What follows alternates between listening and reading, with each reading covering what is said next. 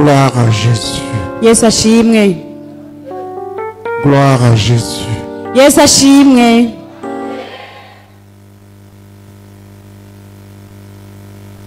J'aimerais te poser une question. Nari nipfuza kukubaza ikibazo. Dis-moi une chose Mbwira ikintu kimwe à laquelle tu es fidèle. urimwo umwizigirwa. Ikintu kimwe uri umwizigirwa muri ico kintu. Dis-moi une chose Mbwira ikintu kimwe gusa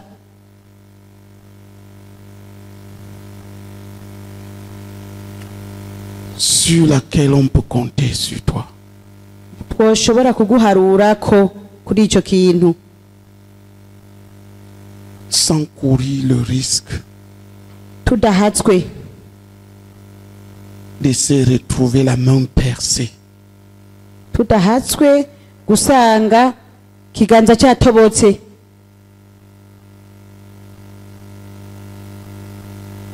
Dans la vie, Mu buzima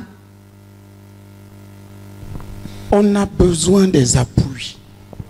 turakeneye abadufasha, abadushigikira, Des soutiens.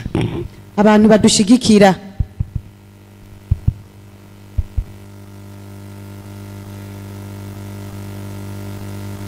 Il y a les vrais soutiens Hariho rero abashigikira bukuri, et il y a les faux soutiens. hakaba n'abashigikira batari bo.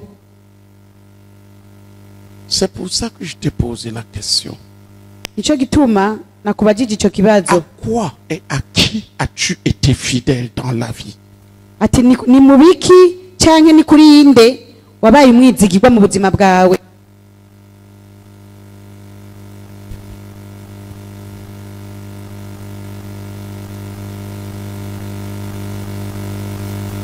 Qui peut compter sur toi?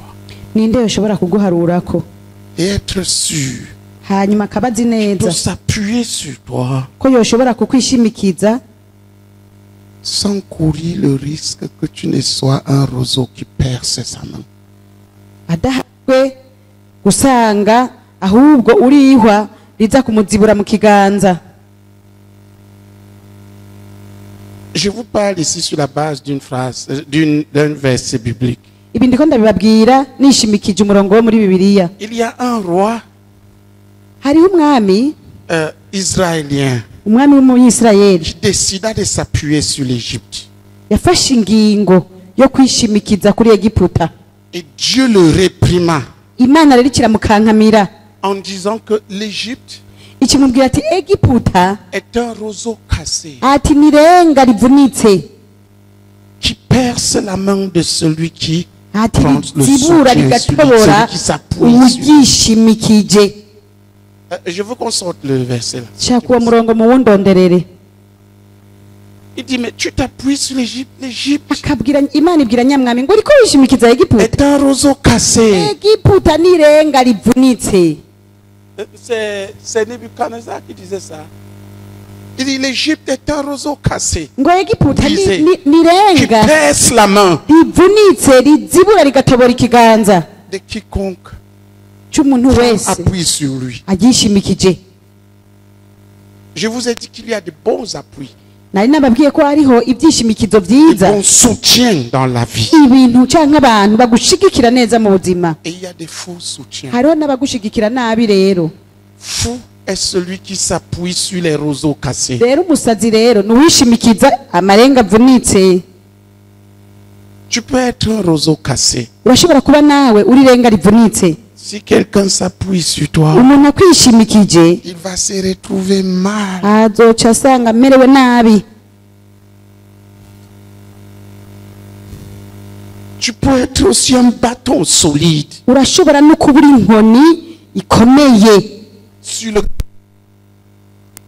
aho umuntu usukishwa ashobora kwishimikiza kandi akabashiza amanga qu'il arrivera au bout. ko azoshika ku mpera. Il y a des roseaux cassés. Hariho amarenga avunitse.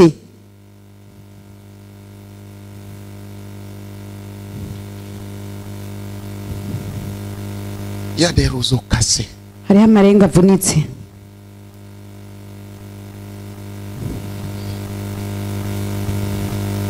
Il y a aussi des appuis sûrs. hariho n'ibyishimikizo rero by'akamaro bikomeye bifise inkomezi. Un homme, un frère, une sœur peut devenir un appui sûr. umugabo cyangwa umukenyezi, mwene data w'umugabo cyangwa w'umukenyezi arashobora gucika, ushobora kwishimikiza, On peut se reposer pour envisager un plan de Dieu. ushobora kwegamira kugira ngo utumbere imigambi y'Imana.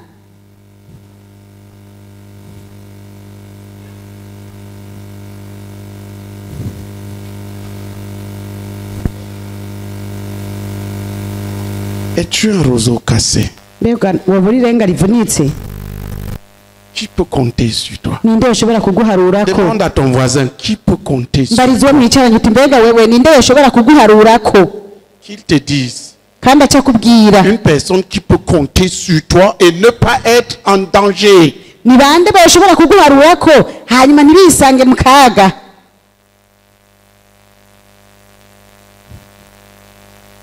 Je vais vous raconter une histoire, jeunes gens. Reka ndabatera inkuru mwami kangaramwe. Je disais à quelqu'un, je n'ai qu'une parole. Hari umuntu nariko ndabwira nti je mvuze ijambo rimwe gusa. Lundi Kuwa mbere ne changera pas ce que j'ai dit dimanche. ntihazohindura ico navuze kuwa Parce qu'il fait Mungu. chaud ou parce qu'il fait froid. Ngo nuko hashushe canke hakanye. Il y a ce qu'on appelle Hariho ico bita, j'aime dire ça en français, faithfulness. hari ikintu bita mu Congereza faithfulness, ni ukuvuga ngo ubwizigigwa. Ça veut dire la pleine foi qui produit. Je prends, il y a fête là-dedans. Indani muri iryo jambo harimo ukwizera Les hommes pleins de foi kuzuye, ni ukuvuga abantu buzuye ukwizera, sont des hommes sûrs, ni abantu rero baba bashize amanga fidèles. kandi babizigigwa. Le chemin qu'ils prennent, ils le mènent au Inzira bout. bafashe barayirabirizamwo uko vyogenda kose. Et tu es fidèle encore. None mbega wewe nawe uracyari umwizigigwa? Uri umwizigigwa muki? Il y a des gens qui t'attendent tout le temps, de toute leur vie. Hariho abantu mu buzima bwabo bwose baguma bashakisha, Touche un peu ici, bagakora ngaha gato, touche un peu là, bagakora no ngaha touche un gatoyi, peu là. nahajya gatoyi nahajya gatoyi.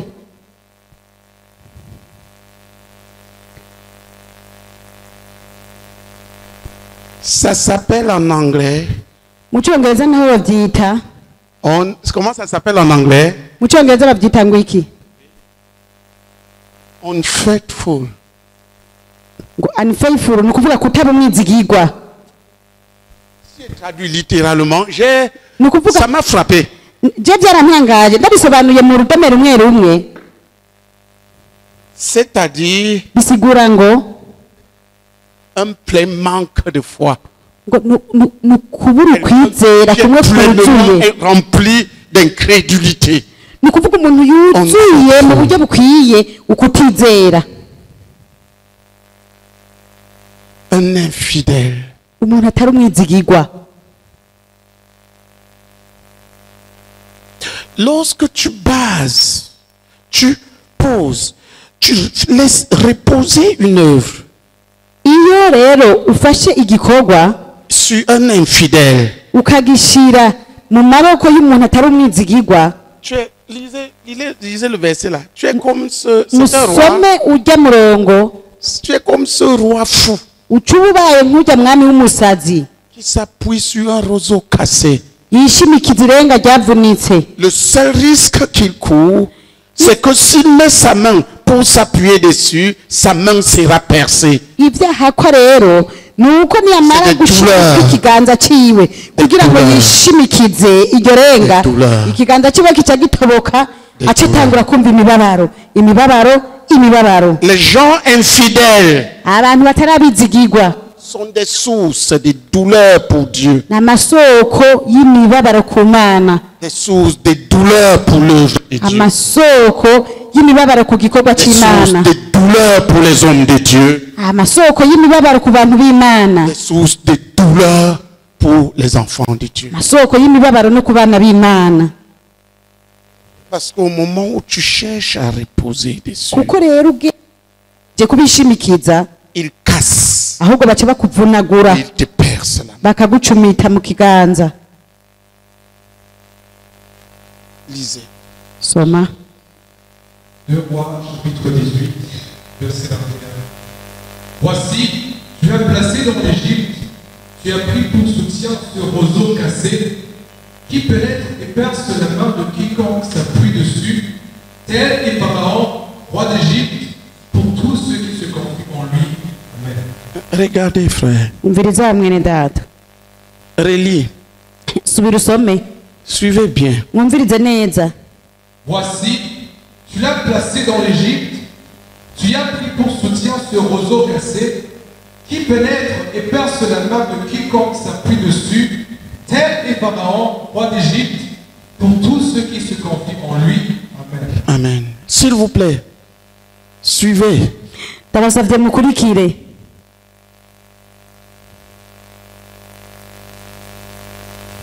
Lis en Kirundi. Soma mu Kirundi nawe.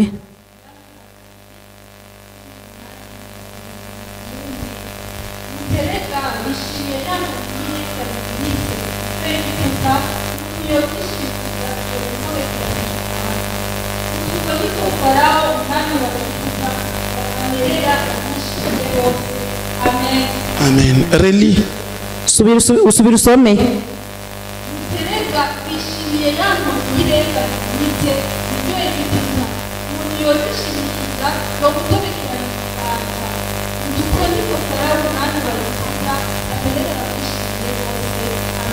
Amen. Amen. Suivez-moi bien, les frères. Mumurikire neza bene data Et sois sauvé. kandi ucukizwa Sois sauvé ukire urokoke de ton infidélité. urokoke ukire ubutizigirwa bwawe. Tu peux voir un homme Urashobora kubona umuntu qui est comme le pharaon de l'Égypte, ameze nk'umufarawo wo muri Egiputa avec toutes les richesses émotionnelles, spirituelles, émotionnelles, intellectuelles qu'il faut. afise ubutunzi bwose mu buryo bw'ibishika, mu buryo bw'imwemu, mu buryo bw'ubutunzi byose bikenewe, Mais un roseau cassé. ariko akaba ari irenga rivunitse. Un roseau cassé. Ari irenga rivunitse. Tu es fou Uri umusazi si tu t'appuies dessus. iyo wamwishimikiza uwo muntu. Regardez, nous sommes dans une génération où tout change à tout moment. Rero aba turi mu runganwe aho ibintu bihindagurika ku mwanya ku mwanya, C'est diabolique. kandi ni ibintu by'ikidayimoni. Écoute, Umviriza, tu rencontres une sœur, ugahura na mwene data w'umwigeme tu lui demandes la main. ukamusaba kugira ngo aza kubera umugeni, Il accepte, elle accepte le matin. ukamuresha akakwemera mu gatondo, Avant le lendemain, imbere yuko hirya ejo hagera elle dit, oh ya, agaca kugira ngo yanabivuyemo. oui, j'avais accepté, mais mon cœur ngo nari nakwemereye ngo ariko umutima wanje, Mon cœur n'avait pas vraiment accepté. Au petit coup, Il y a une sœur qui m'a dit ça. ngo umutima wanje ntiwari wavyemeye. C'est elle qui m'a poursuivi. Hari umushiki wanje yabimbariye, niwe yankurikiye Elle me dit, tel frère, je l'aime. kugira ngo ambwire ujya mwene data ng'umuhungu ngo ujya musore ndamukunda. C'était ma fille. Le frère aussi était mon Yari fils. umukobwa wanje kandi n'uwo musore yari umuhungu wanje. J'ai encouragé sagement le frère. Nca ndagenda rero mu bwenge ntangere ndatera intege uwo mwene data Au w'umusore. moment où le frère s'en va demander, les choses semblent marcher bien. Wa musore rero L'autre jour, j'entends. ateye intambwe ajya kuresha wa mukobwa, ibintu mbona umengo biriko biragenda neza imbere. J'ai dit, mais c'est toi qui m'as dit. Wundi munsi nza Tu numva ngo m'avais dit que. Elle dit, frère, acambwira ngo mwene data mon cœur ne l'avait pas vraiment ngo burya ngo umutima wanje vy'ukuri accepté. Je lui ai ngo dit, ntiwari wavyemeye neza, je ne l'avais pas vraiment aimé. Je lui ai dit, donc ntiwari c'est ton foi. wamukunze neza. C'est ton foi Nca qui l'avait ndamubwira aimé. ngo urumva rero n'igitigu cawe nico cari camukunze.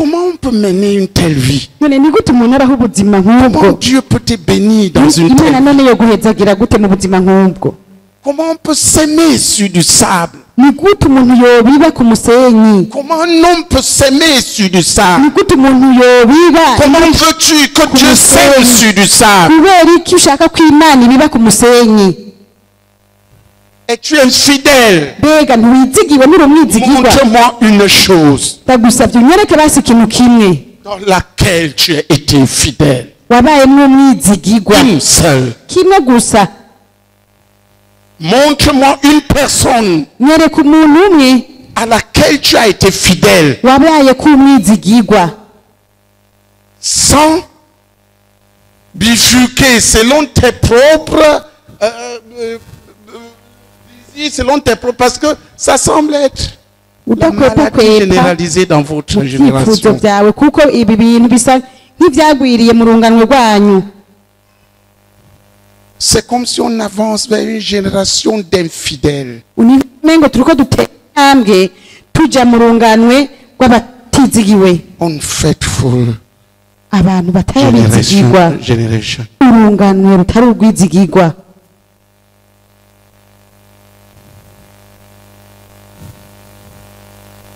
En quoi es-tu fidèle? wabaye umwizigirwa mu biki Le matin, pan, ça te pique là. mu gatondo pa biragushikuye ngaho Tu voles comme un ange. ugacukuruka nk'umumarayika Le soir, ku mugoroba naho rero pique un démon. ugaca utangura Où vas-tu? uri kuja he Même le diable ne te fait pas confiance. Même le diable ne peut pas. na satani we ngaho niyo kwizera Qui peut te faire confiance? none wumva ari nde yo kwizera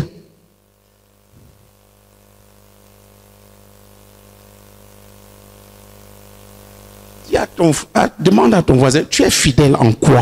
mumbarizi wo mwicaranye uti ni giki wewe Icyo urimo fidèle mwizigirwa kandi ni kuri inde Pratiquement, uri tu es une umwizigirwa personne. kandi mu buryo butomoye Une personne que s'il dit A, tu fais A. Il dit arrête, tu t'arrêtes. Tu as été fidèle à qui? umuntu umwe gusa avuze a uca ukora a avuze ati hagarika uca uhagarika ninde Tu as été fidèle à quoi? ninde ni biki wabayemwo mwizigirwa Qui peut compter sur toi? ninde ushobora kuguharurako vy'ukuri Qui vas-tu finir par ressembler? mbega uzorangiza usa nande Au diable? usa na satani Parce que tantôt il est ici, tantôt il est là, kuko na wenyene tantôt il est là, tantôt. uyu mwanya ari ngaha uyu mwanya akaba ngaha uyu mwanya akaba ngaha Qui es-tu en train de none ressembler? uri kugenda urushiriza gusa nande Quand Jésus apparaîtra, yesu niyaseruka qui sait? On l'appellera comment? mbega bazomwita ngo iki Quel sera le nom du Seigneur Jésus quand il umwami reviendra? yesu niyagaruka azoba yitwa ngo iki Hein? Il sera appelé fidèle. azoba yitwa umwizigirwa Et ceux qui seront avec lui kandi abazobana nawe seront des fidèles. bazoba ari abantu babaye abizigirwa Es-tu infidèle? mbega nawe butari umwizigirwa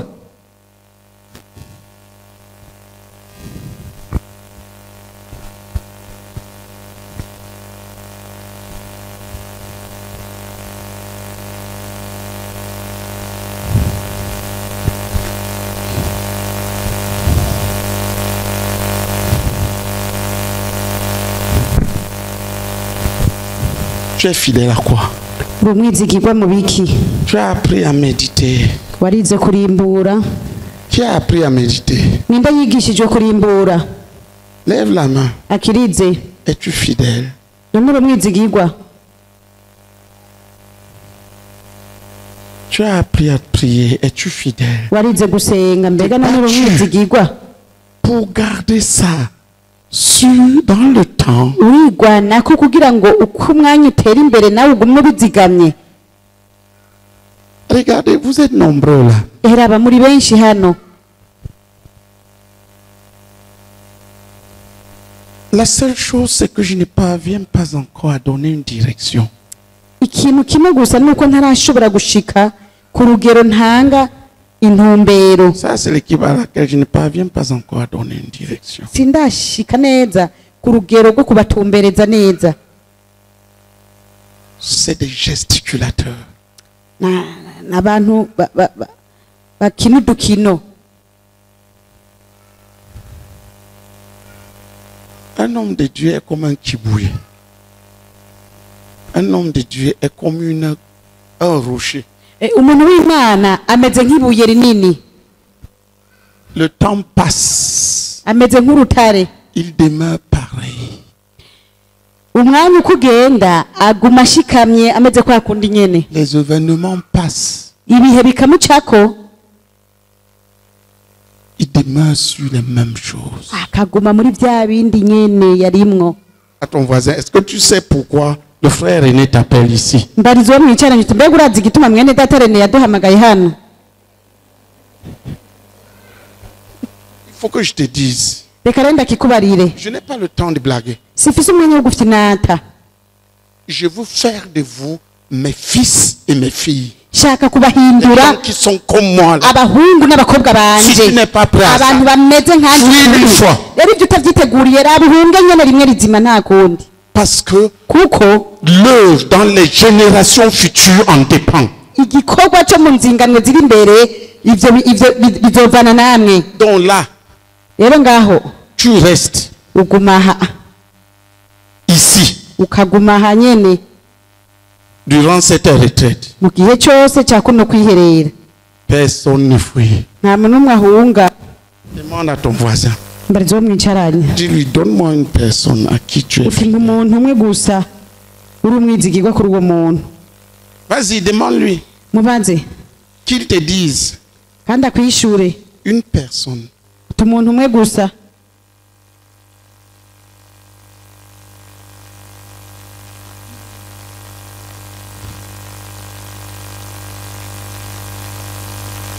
Il t'a dit qu'il est fidèle à qui? Hein? Sûr? Ivyo nivyo.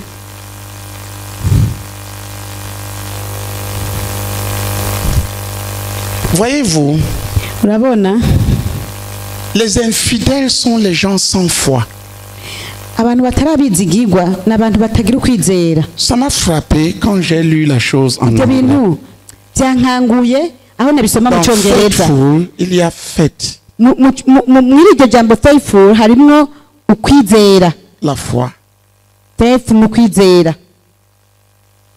Et j'ai compris pourquoi dans le fruit de l'esprit, Ndatahura. il y a un fruit appelé Ndatahura igituma mu vyamwa vya mpwemu fidélité. harimwo Faithfulness. icamwa citwa ubwizigirwa. C'est une foi parvenue à la maturité. Ni ukwizera kwashitse ku rugero rwo gukura. Fait de quelqu'un un Kandi. homme, une femme fidèle. Kugira umuntu umugabo n'umugore Amovible. w'umwizigirwa ashikamye mu buzima. S'il est là aujourd'hui, Ari ngaho uyu munsi tu sais qu'il sera là demain. uba uzi neza ko nejo ari hazoba ari. Comme tu ris ce soir, tu me dis que demain tu vas rire.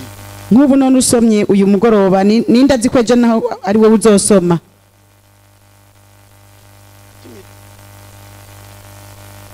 Ninde yobinyemeza. Tout change à tout moment. Byose bigenda birahinduka. Les couleurs changent. Amabara agahinduka.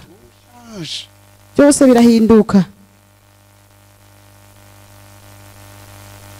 À un moment donné dans ma vie, Hariho igihe hageze mu buzima bwanje j'avais décidé de porter les mêmes habits jusqu'à ce que on me reconnaisse à travers les habits.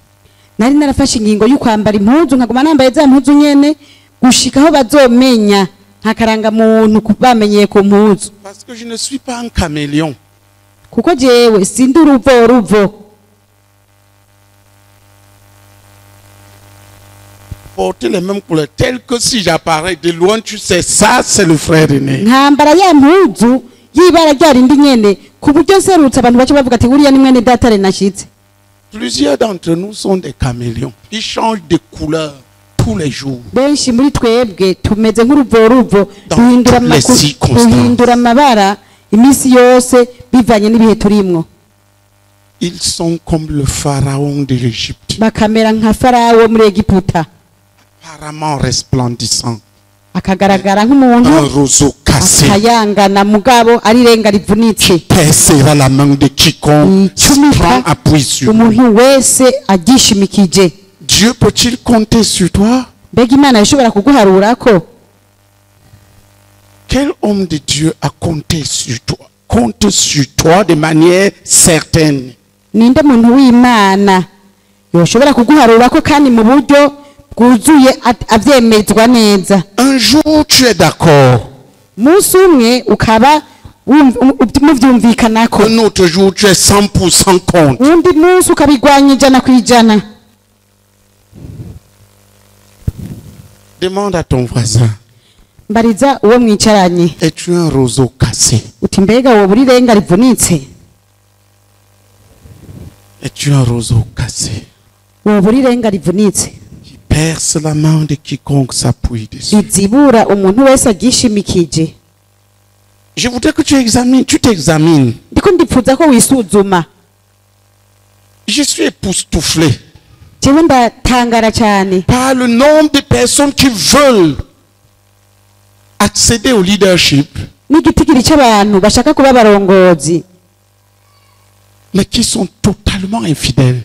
ariko ari abantu batagira ubwizigirwa na bukeya Leur parole ne vaut rien. amajambo yabo nta na kimwe avuze La parole des autres ne vaut rien. ijambo ry'abantu naryo nyene ntacyo rivuze Au gré des circonstances, au gré du vent, ils changent. bivanye n'ibihe bariko baracamwo cyangwa imiyaga ibaciyeko baca bahinduka bagahindura S'il est parmi les stani, il est stani.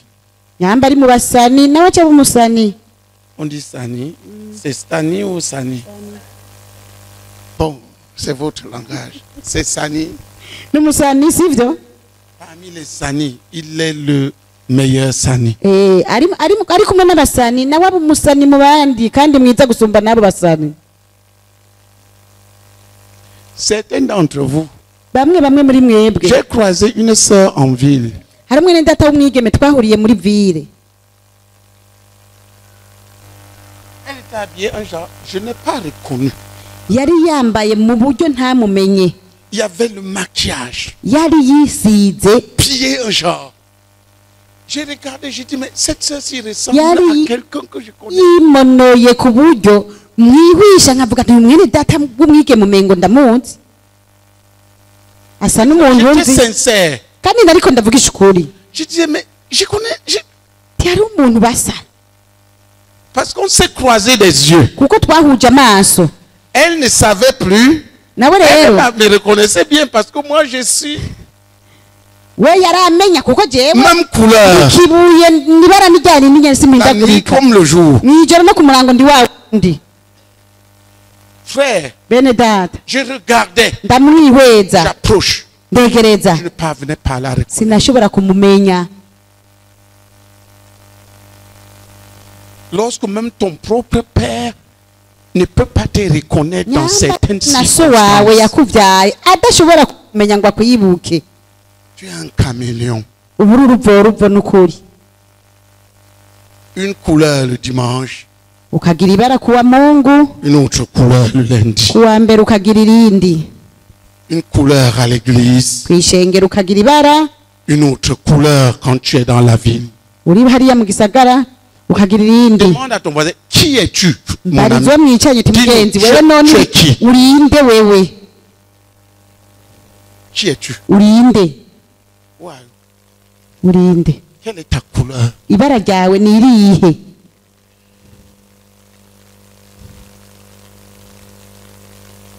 Tu es fidèle à quoi? uri umwizigirwa mu biki La légèreté, le papillement, les papillements. gufata ibintu minenegwe no gufata ibintu hejuru Qui es-tu? urinde Qui doit-on croire? mbega ninde twokwizera Celui qui s'est présenté le matin uwuje mu gatondo ou l'autre personne qui s'est présentée le soir? canke wa wundi twabonye ku mugoroba Qui es-tu? urinde Tu présentes une figure le matin, ukerekana ishusho mu gitondo une autre figure le soir. ariko ku mugoroba ukerekana iyindi shusho. Qui peut compter sur toi? Ninde yo guharurako? Qui peut bâtir sur toi? Ninde yo kubakako? Un homme peut-il bâtir sur du sable? Mbega umuntu yo kubaka ku musenyi? Es-tu fidèle? Uri umwizigirwa? En quoi es-tu fidèle? Mbega none uri umwizigirwa mu biki? Je veux que tu te soupèses. Shaka yuko ivyo bintu ubyisuzumamwo. Soupèse-toi. Qui es-tu? Isuzuma urabe uburiwe urinde. En quoi es-tu fidèle? Mbega uri umwizigirwa mu biki? Montre-moi une chose. Nyereka ikintu kimwe gusa. Un verset dans la Bible que tu as possédé. Umurongo umwe muri Bibiliya C'est lequel? wacakiye. Si tu veux que je te montre, moi c'est plein. Nyamba ushaka je ko ndakwereka ni myinshi je wiruzuye. Médite ce que ce livre de la loi ne s'éloigne point de ta bouche. Ngwivdiki gitabo iri muri iki gitabo cy'ibyagezwe ntuzubikore mu Médite le kanwa jour et kawe. nuit pour agir fidèlement selon ce qui Tubirimbure est ku murango no écrit. mwijoro C'est kugira ngo alors que tu auras witondere du ibyanditswe mu succès dans byose. tes entreprises, c'est Ibyawe alors que tu bizogenda réussiras. neza ukagira amahirwe. Je vais vous poser une question. Ngomba ndababaza ikibazo. Est-ce que j'ai réussi? Mbega none nararonse? Oui ou non? Yego canke oya? Nararoraniwe? Oui ou non, frère? Yego canke oya bene data? Tout ce que je fais réussit. Ivyo nkora byose biraroranirwa. Et ce n'est pas un hasard, c'est un choix. Rero si ibintu byo J'ai guhwihwisha. choisi N'amahitamwo. de vivre un verset. Narahisemo guba mu murongo kanaka. Je crois la parole de Dieu. Ndizera ijambo ry'Imana. Écoute, Umviriza. ce que X pense et ce que Y pense ne compte pas. Ivyo X yiyumvira n'ivyo Y yiyumvira ivyo Je kandi sais une biraba. chose. Je mbanzi ikintu kimwe gusa. Je vais continuellement analyser toutes choses selon la Bible afin de vivre selon ce qui est écrit. Nzosuzuma ibintu byose muri Bibiliya kugira ngo nshobore kuba mu buzima Et j'aurai du succès. buhuye n'ivyanditswe. Du succès Kandi aho rero qui se succède au succès jusqu'à ce que ukuroranirwa j'ai gukurikira ukundi réussi kuroranirwa à accomplir gushika ce pourquoi zorora j'ai été créé. gushira mu ngiro no gushitsa ico naremewe. Je vais vous dire quelque chose. Ndababwira ikintu kimwe. Quoi qu'il arrive, Uko vyogenda kose je sais que je vais voir 7000 disciples dans les églises dans la région. ndazi ko Million. nzobona abigishwa imiliyoni 7 muri kano karere. Je ne rentrerai pas avant cela si Jésus tarde à venir. Ivyo nzotegeza kubibona. Je compte que ce soit d'ici l'an 2035, mais la limite que j'ai reçue de Dieu, enfin, ce que je sais Je ivyo nzi que Dieu m'a narose kuma accordé, Imana yampaye. si Jésus tarde à venir, Yesu niyatebaganaguza au trop tard 2045. mu mwaka w'2045 bizoba vyashitse. Je ne divague pas. Kandi rero jewe sinihwisha. Après cela, Nyuma y'ivyo naho rero je rentrerai vers mon Père. nzokwitahira kwa data.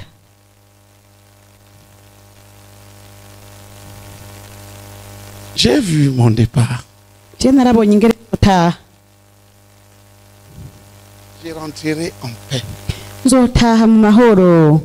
Et l'œuvre alors prendra de plus en Igikorwa rero plus. kizoca kiguruka rero ahubwo. Vous comprenez? Murabitahura? Parce que vous menez des vies en l'air. Ko mwe mubayeho ubuzima bwo mu kirere. Comme si Dieu était un étranger. Nkaho umenga Imana Vous ne savez pas umunyamahanga. que nous avons un Dieu vivant. Nimuzi ko dufise Imana nzima. C'est pourquoi c'est léger, tout est léger, tout court dans tous les sens. Nico gituma muri abantu bo hejuru mu kandi mu bisata byose. Je vis Mbayeho pour produire une nouvelle génération de fils. kugira ngo mvyare urunganwe rushasha rw'abahungu Une ou deux ou trois.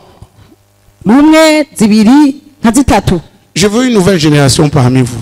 nshaka urunganwe rushasha hagati yanyu Pas de blagueurs.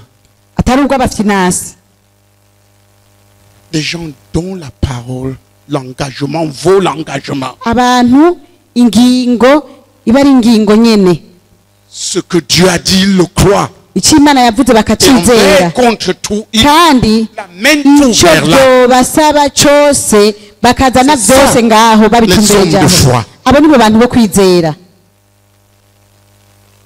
Les hommes fidèles. abantu babizigirwa À quoi es-tu fidèle? mbega wowe uri umwizigirwa mu biki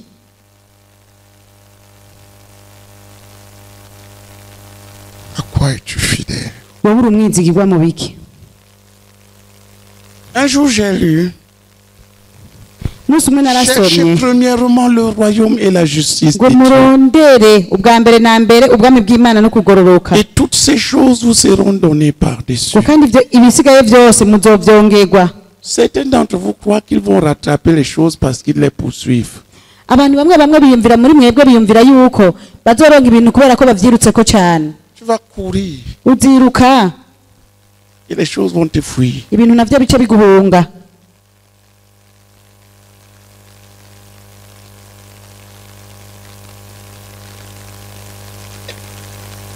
J'ai décidé ce jour et nous étions dans des problèmes. Moi et mon épouse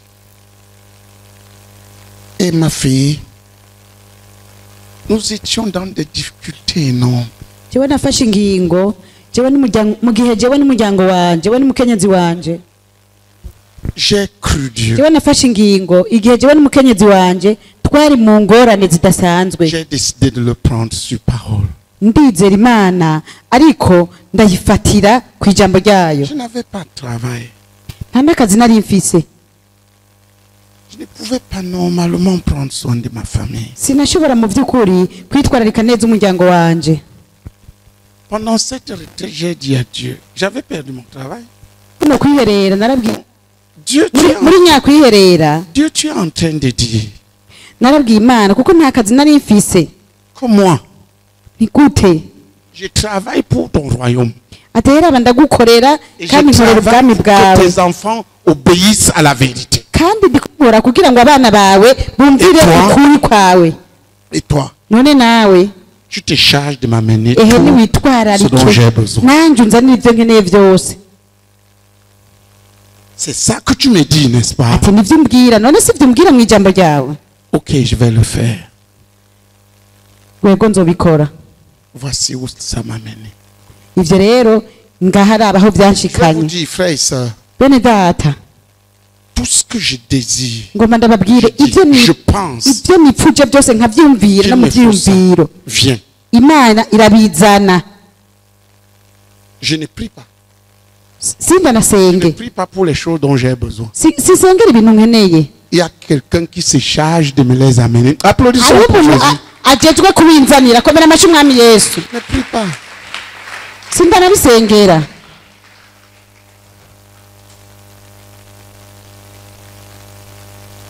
Il y a des gens qui prient pour les habits jusqu'à s'évanouir. hariho abantu basengera impuzu gushika bagaheba bakaraba Ça là, ibi birato nambaye c'est mon fils Angozi qui m'a donné. ni umuhungu wanje w'ingozi yabimpaye Ça, iyi pantaro nayo c'est le frère Joubert. ni mwene data joberi Ça, aka gapira nako c'est le monsieur ici. n'uyu mushinga nawe C'est pas toi qui as donné ça. C'est qui? ninde none gabasha Eh? ninde Mais c'est l'un d'entre vous qui a amené ça. ariko n'umwe muri mwebwe rero ndamwibagiye wumve Je ne connais pas où se trouvent les habits. sinzi impuzu niyo ziri Je ne connais pas le marché. je sinzi mu isoko Je suis un prince. je ndi umuganwa Un prince, dis à ton voisin, un prince ne va pas au marché. mbwira uwo mwicaranye turaga umuganwa ntajya mu isoko Le marché suit le prince. uti isoko niyikurikira umuganwa C'est parce que tu ne sais pas qui tu es. urumva ni ukubera nyene utazi icyo uri Tout est en l'air, en l'air. byose mu kirere mu kirere mu kirere Suite, poursuite des bêtises à gauche, à gakurikira droite, ibijuju hirya no hino jusqu'à ce que les gens ne croient plus rien. gushikaho abantu ata kintu na kimwe bakizera Pas quoi? we wizera iki Qu'est-ce none que tu as cru dans la Bible? ni igiki wizeye muri bibiliya Je vous dis ça. Bien. ndiko ndababwira uko Regardez. eheraba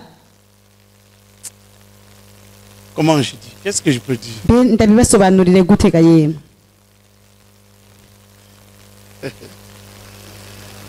C'est parce que si je parle, biragoye kuvuga ibintu bimwe bimwe kuko hamwe mu bivuga dans le passé, j'ai parlé de certaines choses. Ça a créé des jaloux terribles.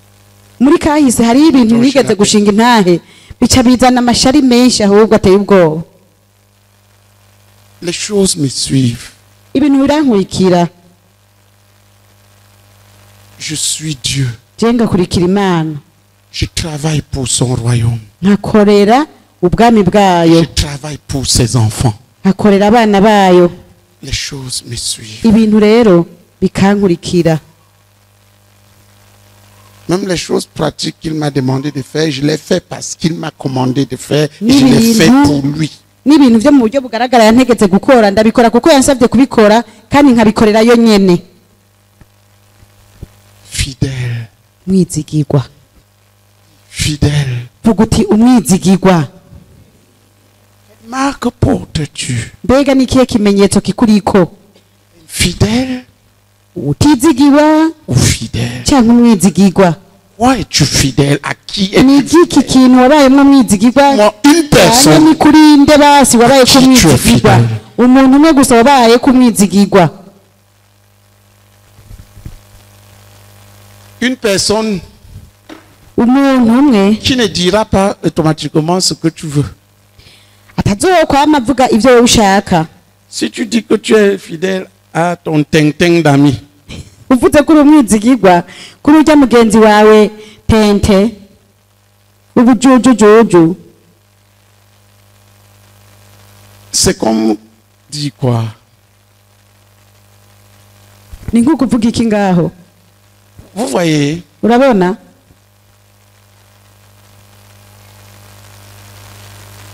là où est le cadavre, là sont les mouches. aho ikiziga kiri isazi niho zikoranira La mouche est fidèle au cadavre. isazi rero ni umwizigirwa ku kiziga Ça pourrait être ça. reka byoshobora kuba nk'ivyo Tu pourrais être une mouche fidèle au nawe urashobora kuba wibereye isazi ubundi nawe ari ikiziga parce que la personne est comme tu veux. kubera urya muntu yibereye kurya nyene umushaka ugaca uba En fait, tu umwizigirwa n'es kuri we avec personne, tu es avec toi-même. mu bisanzwe ntuba uri kumwe n'umuntu kanaka uba uri kumwe na wewe nyene On est fidèle en vue d'être comme Dieu veut. umuntu aba umwizigirwa kugira ngo ahinduke uko imana imushaka À qui es-tu fidèle? none ninde uri kumwizigirwa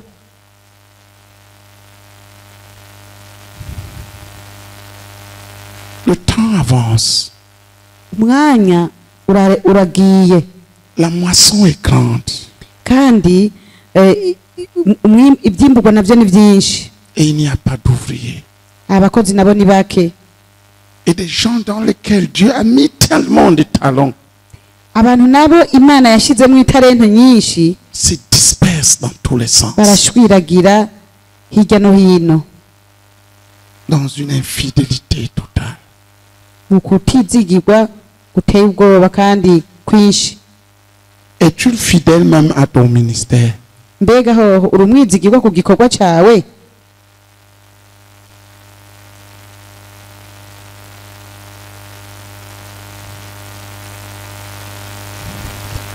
Je veux que tu pries. nshaka ko usenga J'aimerais que vous voyez dans la Bible nari nifuza ko mubona muri bibiliya que là où il n'y a pas la foi, ko hano hatari ukwizera il y a beaucoup de variations.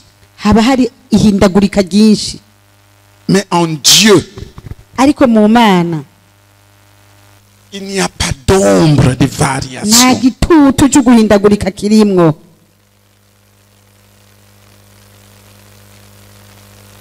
Et là où il n'y a pas la foi, ahantu hatari ukwizera ou là où il y a peu de foi, canke hari ukwizera guke il y a beaucoup de variations. habamwo imihindagurika nyinshi Et c'est puisque ce soit la vie que tu mènes. kandi burashobora kuba aribwo buzima ubayemwo. Tu dis, je veux être missionnaire et tu passes ton temps à montrer dans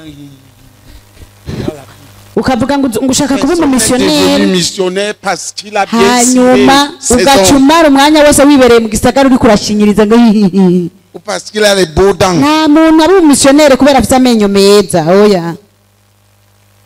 Dis à ton voisin, il n'y a pas quelqu'un qui est devenu missionnaire parce que ses dents sont belles. Personne. nta muntu bwira uwo mwicaranye uti nta muntu yigeze kuba umumisiyoneri ngo nuko afite amenyo meza. Dis-le.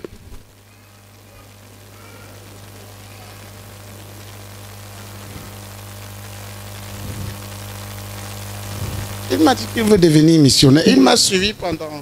yarambwiye ko ashaka Une semaine. kuba umumisiyoneri kandi yarankurikiye indwi yose. Je crois qu'une autre personne est en train de naître là. nibaza ko hari uwundi muntu ariko araba umumisiyoneri. Donne-moi 40 personnes rero umpe 40 et oublie le reste. C'est tout. La moisson est grande. erega ivyimburwa ni vyinshi Il n'y a pas d'ouvrier pour la moisson. abakozi nabo ntabo kugira ngo bimbure. Et on a des jeunes gens contents qui sautent dans tous les sens. tukagira abasore n'abakiri bato binezererewe bashwiragiye hirya no hino. Je vous avais dit la vision que j'avais eue nari narababwiye iyerekwa nari nagize concernant la troupe des jeunes qui devaient aller à la conquête des nations. ryerekeye umukuku w'abakiri bato benshi bategeza kuja kunyaga amahanga Habillés bose de la couleur bleu ciel. Bari bambaye Qui vous dit ibara. les fils et les filles de Dieu. bari bambaye ibara ry'ubururu bisigura ngo abahungu n'abakobwa b'Imana.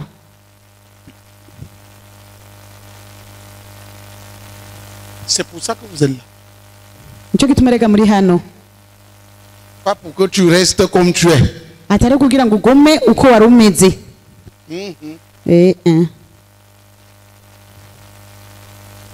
Dis à ton voisin, fille de Dieu. gira uwo mwicaranye uti Fils de Dieu. umukobwa cyangwa umuhungu w'Imana. La blague, c'est fini. uti ivy'ugufyinata vyaheze. Deviens fidèle. uti bumwizigirwa. Si nous nous mettons à chanter maintenant, ubu hamwe twotangura kuririmba il y a ceux qui vont chanter hari abaririmba et se rouler à terre. bagaheba bakivundagaza no hasi. Vous savez, urazi il y avait les prophètes de Baal. hariho abavugishwa ba Bayali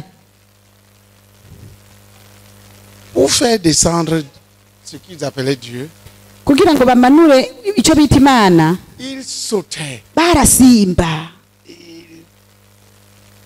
ils se blessaient, bagaheba se frappaient. bakikebagura bakimanyagura Et Dieu n'était pas là. ariko Imana ntiyaza. Il vint un homme fidèle. haca haza umuntu w'umwizigirwa Il dit éternel, aravuga ati uhoraho pour que ces gens sachent kugira ngo abantu bamenye que tu es Dieu kuri Imana et que moi je suis ton prophète. kandi ko nanjye ndi umusavyi wawe Laisse tomber le feu. reka umuriro wururuke. Rien ne s'est passé nta cyabaye parce qu'il y avait moi dedans. kuko harimo akantu ngo na jewe Ah, il se corrigea.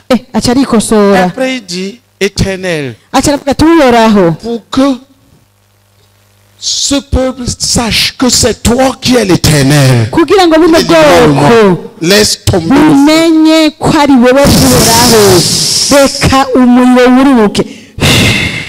Le feu s'abattit umuriro waciye ukoroka sur l'autel. uca uratongora igicaniro. Un homme fidèle, umugabo w'umwizigirwa un homme fidèle, umuntu w'umwizigirwa un homme dont le oui est oui, umuntu ego yiwe ari ego le non est non.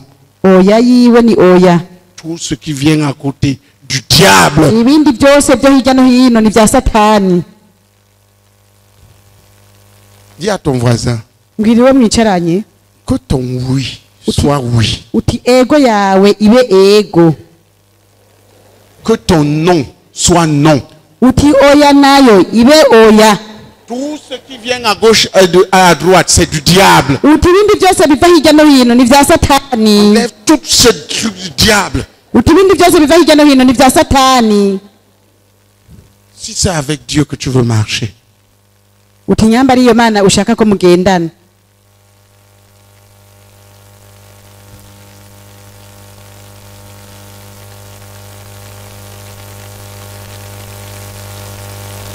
infidèle, utizigirwa. Seigneur Jésus apparaîtra. Igihe umwami Yesu azoserukira, Tu peux lire dans Apocalypse. bashobora gusoma mu byahishwe Yohana, Son nom est fidèle. izina ryiwe ni umwizigirwa. Vuga uti umwizigirwa.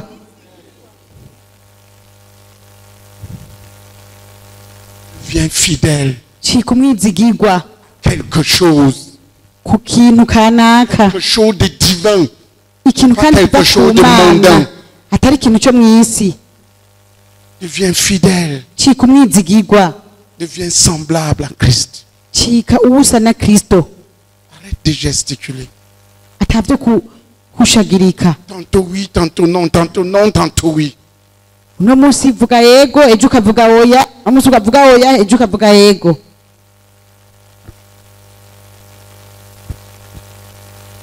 Demande à ton voisin, pourquoi tu changes tout le temps? Mbarizi wo mwicaranye nti kubera ko ukunda guhindagurika, Est-ce que tu es du diable? mbega none uri wa satani?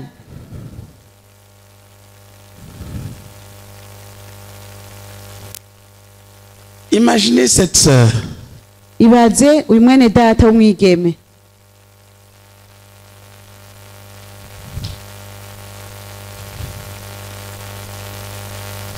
Tu as une fiancée urafise uwureheje qui te dit le matin akakubwira ngo mu gitondo qu'elle t'aime à mourir. ngo agukunda bimwe vyo gupfa, Et le soir, ku mugoroba naho rero elle te dit que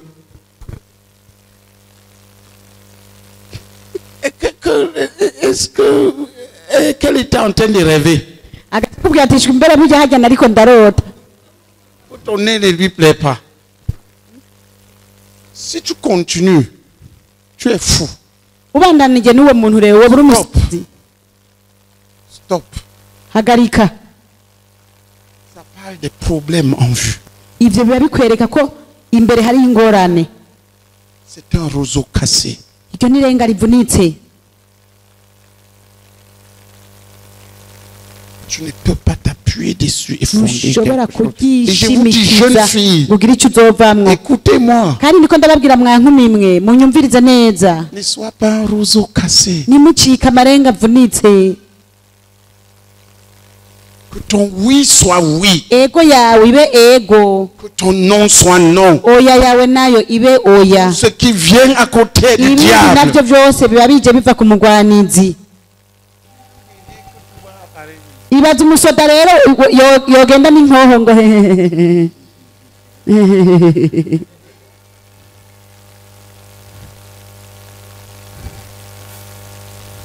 Ton oui soit oui. ego yawe ibe ego, Ton non soit non. oya nayo nyene ibe oya.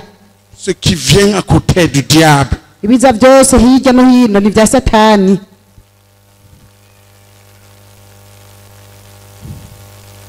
Je t'ai appelé. Naguhamagaye kugira ngo umenye ko nabifashe nka nkama ndavyibuka Et que je te regarde.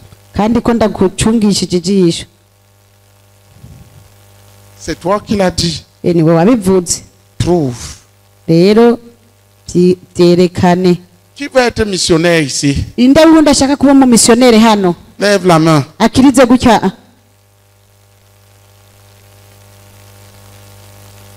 Levez-vous. Muhaguruke. On a affaire à une génération de lâches.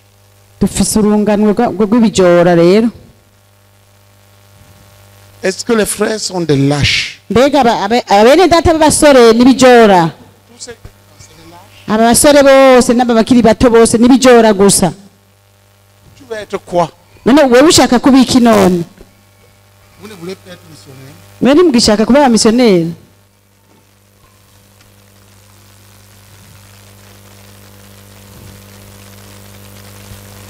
Demande à ton voisin, est-ce que tu es lâche, mbariza uwo mwicaranye uti wari uri kijora un mondain? uti uri umuntu ataca amazi none Regardez-vous. ehe nimwirabe Vous vous cachez là. ehe muri nyegeje hano Parce que vous aimez le monde. kuko mwikundira isi Vous avez des petits plans de rats.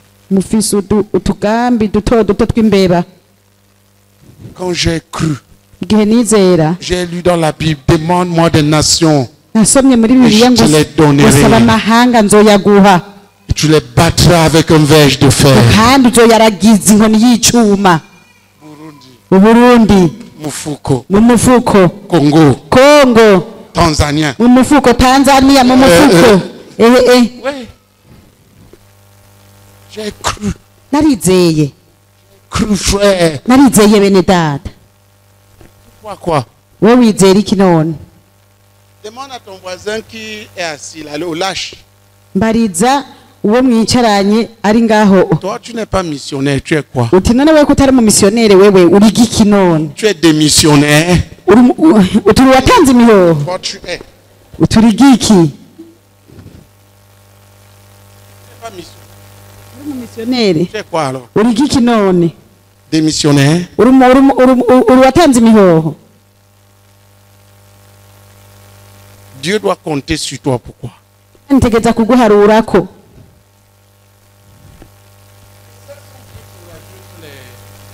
bene data babigeme bashize amanga gusumba abasore À ton voisin. mbwirira uwo mwicaranye Tu veux être fils du frère aîné ou fille du frère aîné? Demande-lui ça. uti wowe ushaka kuba umwigeme uti wowe ushaka kuba umukobwa cyangwa umuhungu wa mwene data rene Oui ou non? uti yego canke oya Et dis-lui, les chats ne font pas les chiens.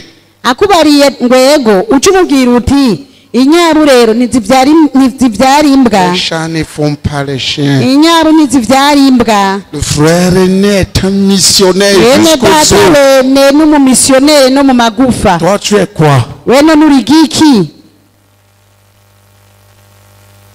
Tu es missionnaire. uri umutanzi w'imihoho Dans les messages que Dieu m'a donnés pour les enfants, mu butumwa imana yagiye irampa ku bana banje quand j'étais jeune converti, igihe nari nkicizera j'ai demandé à Dieu la Chine. narasavye imana ubushinwa Le frère Zach cherchait des missionnaires pour la Chine. mwene data zake yariko arondera abamisiyoneri arungika mu bushinwa Je me suis pointé. hama jewe nca ndakiriza Le seul problème, c'est que j'étais déjà missionnaire. ikibazo cari kihari nuko nari nsanzwe ndi umumisiyoneri Et un jour, j'avais sérieusement prié. umunsi umwe rero nari nabisengeye cyane gose Dieu m'a dit imana ikimbwira que c'est lui. ko ari we Je vous dis ça, pourquoi? ivyo ndabibabwiriye iki none Parce qu'il faut avoir une boussole. kuko birasaba ko umuntu Des gens agira auxquels Dieu parle. ikimuhe Ils peuvent faire n'importe quoi sur des umurongo capotes. Y a yiyaja rien à tirer. kugira ntapfe ivyo akoze Hier, c'était avant-hier. ejo canke hirya y'ejo C'est toi qui as écrit, je n'ai pas écrit. Je dormais. Après avoir prié, nari le ndyamye matin, je dormais. maze Et je gusenga chantais. J'avais enfin, comment dire? J'avais produit un chant en chinois. naciye nkompoza indirimbo yo mu gishinwa Je chantais en chinois un cantique nouveau. ncandirimba indirimbo nsha kandi yo mu gishinwa Je chantais zing zing zing. ndaririmba ni Je ne sais pas ce que ça veut dire. ntazi Mais c'était ikisiguro le chinois. ariko cari gishinwa Et j'ai dit, mais qu'est-ce que ça veut dire? cyanavuga ati ibintu bisobanura iki Et il a traduit. aca arayisobanurira Il m'a dit, c'est un appel au salut. aca avuga ngo ni umuhamagaro C'est ku gakiza conforme à son appel. kandi bihuye n'umuhamagaro wiwe yaronse. Je ne sais pas s'il étudiait même encore le chinois. Tu étudiais déjà le chinois quand l'appel là est venu? Igihe umuhamagaro wari uje wari waramaze kwiga igishinwa. D'entre vous doivent finir en Chine. Benshi muri mwebwe bazorangiriza mu Bushinwa. Et si c'est ça, tous les choix, tu les centres là. Kandi ari ivyo rero ivyo bitamwo vyose uzitumbereza nyene ibisigaye byose ntacyo biba bikimaze. Voilà comment on est fidèle. Uko ni ku muntu abo mwizigirwa.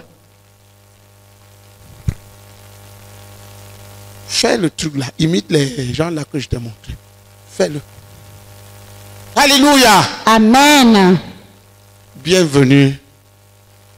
Où sont les missionnaires qui se cachent là-bas? Levez-vous. Tu es missionnaire, lève-toi. Me dis maintenant là comme ça. Je vais te demander. Tu vas dire la même chose. Très bien. Applaudissons pour Jésus. Il y a de plus en plus. Tu es missionnaire, lève-toi.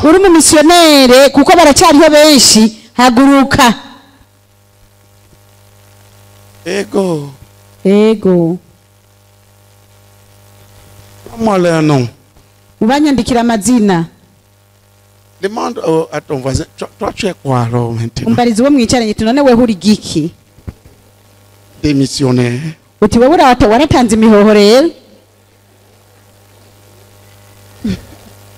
Qui es-tu?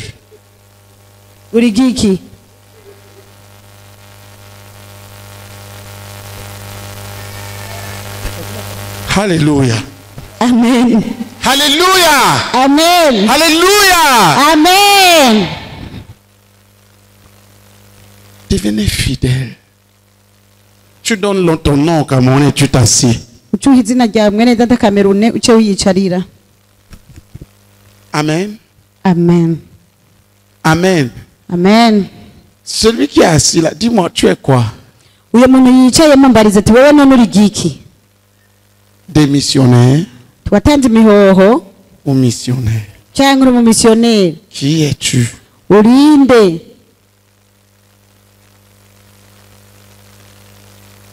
Qui peut compter sur toi? Dieu dit, qui enverrons-nous? Qui marchera pour nous? Qui enverrons-nous? Qui marchera pour nous? Frère, qui enverrons-nous? Qui marchera pour nous? Avons-nous une génération des lâches? Et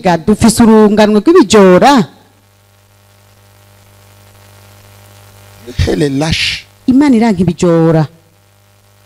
incrédules.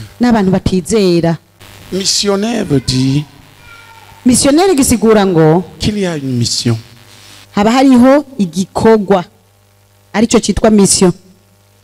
Et que la personne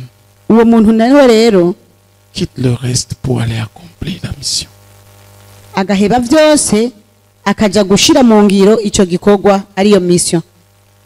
Tout simple. Mission, c'est-à-dire il y a quelque chose à faire. Parce que quoi? Si Dieu choisit que je reste au Burundi,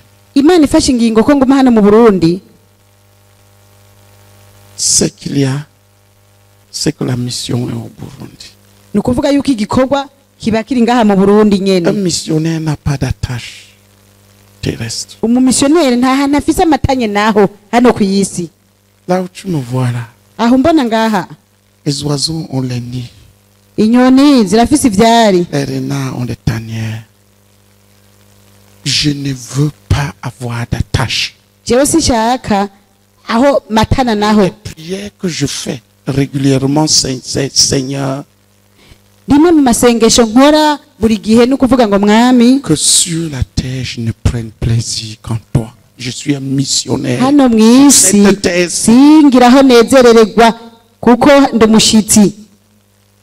Comprends? Maintenant, Il y a des gens que Dieu choisit qui restent. hari abantu Imana ihitamwo ko basigara bakaguma aha, Que Dieu choisit qui part. hari n'abo Imana ihitamwo ko bagenda, Mais ce n'est pas les gens qui se choisissent. ariko si abantu rero bifatira ingingo. Crains de partir. Pose-toi une question. Utinya kugenda, Je crains de quitter quoi? utinya kugenda uzuce wibaza ikibazo uti ni giki ntinya guheba Une des kuvirira, choses que le missionnaire doit avoir, c'est qu'il doit être prêt à tout perdre. kuko hari Tout quitter ikintu si c'est nécessaire. abamisiyoneri bategereza kuba bafise muri bo, ni uguheba vyose, kugira uwo mutima wita guheba vyose bakagenda. Toi, tu penses que tu es missionnaire. Wewe wibaza none ko uri Tu umumisiyoneri es wa gute? missionnaire ou démissionnaire? Uri umumisiyoneri cyangwa uri umudemisiyoneri? Tu es quoi? Uri iki none? Igituma njyewe rero nabajije ico kibazo,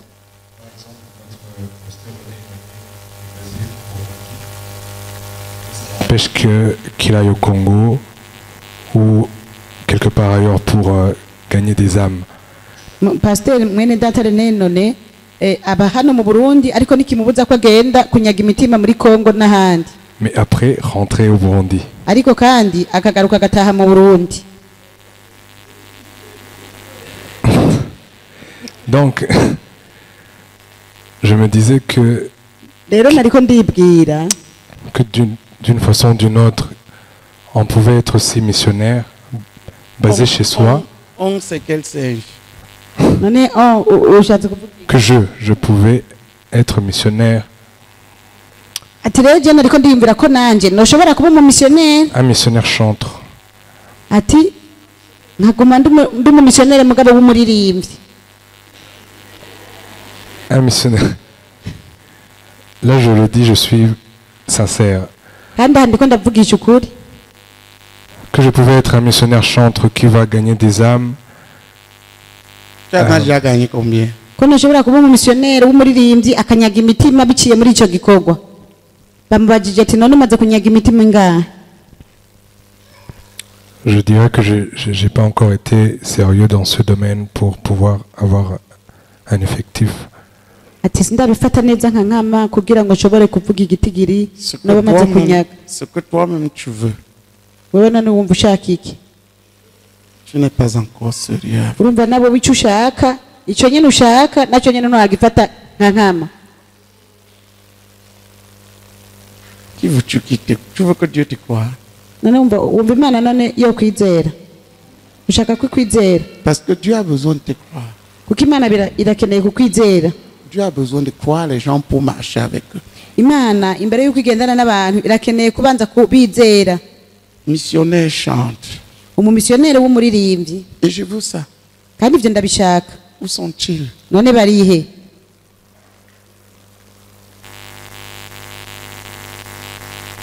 Où êtes-vous? Murihe? Tu as déjà gagné combien Maze d'âmes? kunyaga bangahe imitima ingahe? Lorsqu'on dit évangélisation, plusieurs d'entre vous hunga. Bavuze ngo ivuga butumwa benshi muri mwebwe muca munyika mugahunga. Est-ce que c'est faux?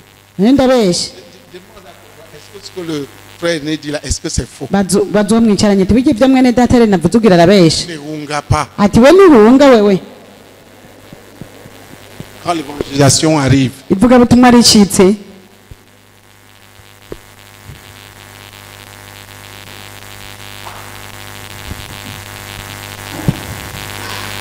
j'ai un ami au Mali. C'est un musicien gagnant d'âme. Ndafise umugenzi Le frère Edo. muri Mali, uwo mugenzi ni umuririmbyi, ni umucuraranzi kandi anyaga imitima. Frère Edo. Yitwa mwene data Edone. Ce que je suis en train de dire, c'est quoi? Icyo ndiko ndavuga rero ni igiki watahuye. C'est que premièrement, ce que toi-même, et je ne discute pas, le fait que quelqu'un veuille ou soit appelé à être un missionnaire, chante. Mais comment as-tu planifié? Sindiko ndahaririza. Est-ce que c'est juste une pensée? Sindiko ndahaririza yuko ushobora kuba uri umumisiyoneri w'umuririmbyi cyangwa ari byo wahamagariwe. ariko none uriko witunganya gute c'est un fardeau qui te possède et pour lequel tu fais tout. cyane n'umutwaro ugucakiye kandi ukorera ko byose. Oui.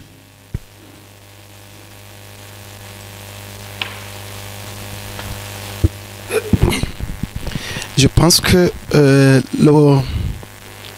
le point que vous avez touché dans l'introduction est très crucial. Ce que vous êtes en train de dire. Si j'essaie de témoigner, par exemple, le frère Kim qui vient de poser la question. Ce qu'il vient de dire, c'est réellement ce qu'il est et qu'il doit être.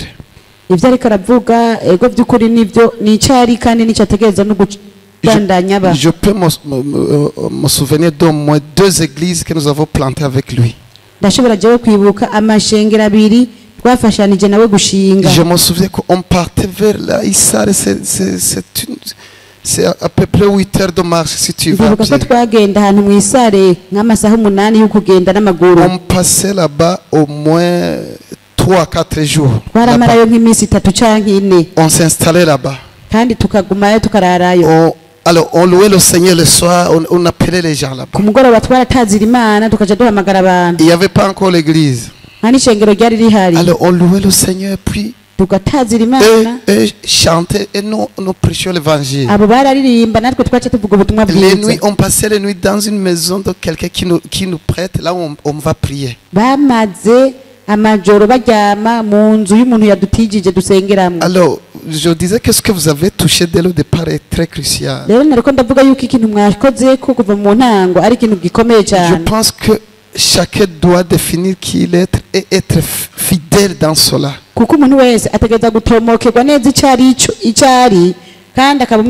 S'il avait continué sur le même élan, sur le même chemin,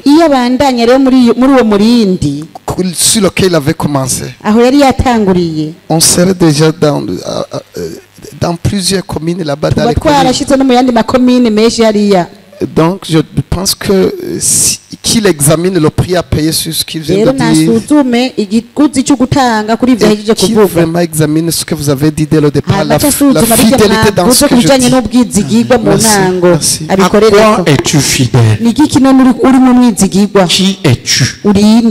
À quoi es-tu fidèle?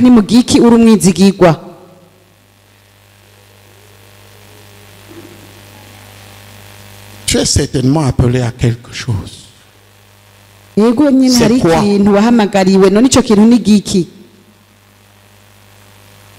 En quoi es-tu fidèle à ça? Quels sont tes plans là-dessus et comment es-tu en train de les poursuivre? Qu'est-ce que tu aimais? Qui comprend ce que nous visons? Croire, continuer à croire et être fidèle, faithful.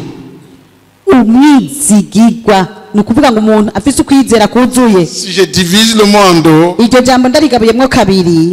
a foi, pleine foi, persévère. C'est une foi qui ne lâche rien. Lorsque j'ai eu la vision, je lui ai dit,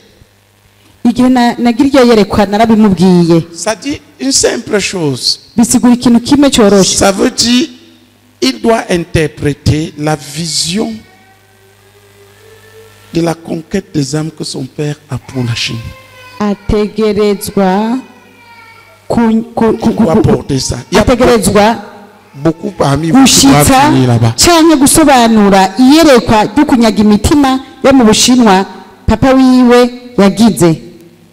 Maintenant, si Dieu lui donne les dollars et il ne pense que ses oreilles ne font que siffler pour le monde.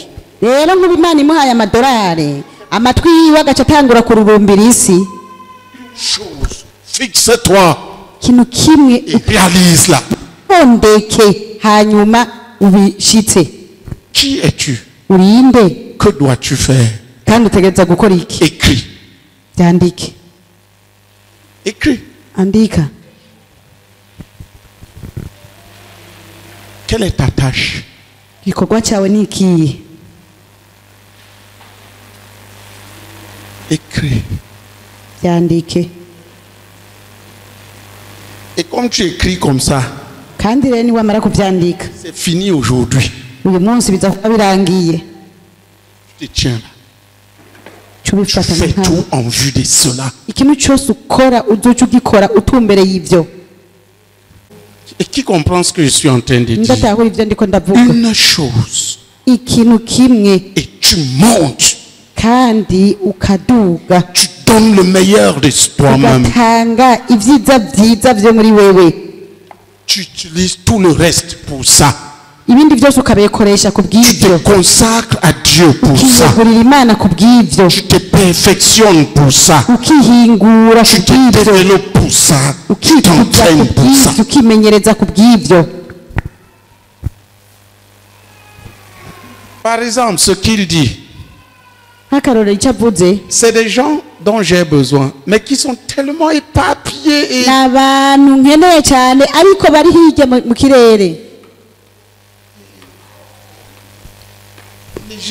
bari hejuru.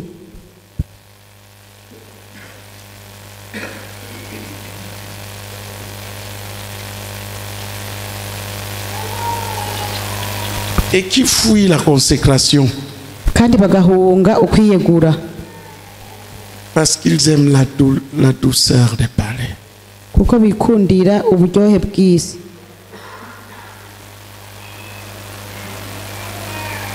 Les affres de la guerre sont pour les missionnaires. Ariko ubu rakari bw'intambara n'ubw'abamisiyoneri. Deviens ce que toi-même tu dis, frère. Parmi vous, il manque des leaders.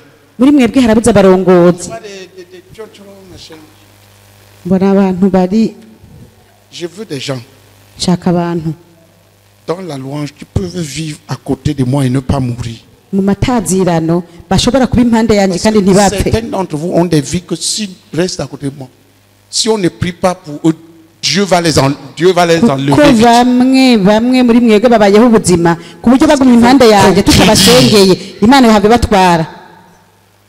à cause de l'infidélité. Qui comprend? Bâtis-toi dans la fidélité. Que quelqu'un puisse compter sur toi pour quelque chose. Que Dieu puisse compter sur toi pour quelque chose.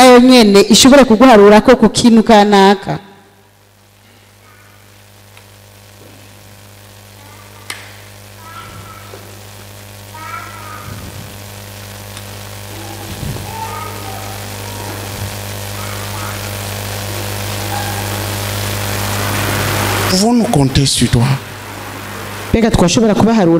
En quoi? Je voudrais qu'on se lève. Qui a été personnellement touché? Lève la main. Alors c'est que tu as parlé à Dieu. Dieu a besoin des hommes et des jeunes gens fidèles. Imana irakeneye abagabo n'abakiri bato babizigirwa kandi na mwene datarene arakeneye imisore n'inkumi babizigirwa pour passer le relais kugira ngo ashobore kugira abazomusubirira mu ngoro. Mais si tout le monde est comme un criquet qui saute dans tous les sens, ariko bose bameze nk'ibihori bitaragurika hirya no hino, comment on va confier quoi à un criquet?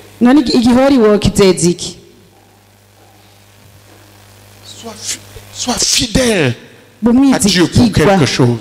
Tu vas te lever et prier. Écoute, nous voulons compter sur toi. Dis ça à ton frère. Nous voulons compter sur toi. Dieu veut compter sur toi.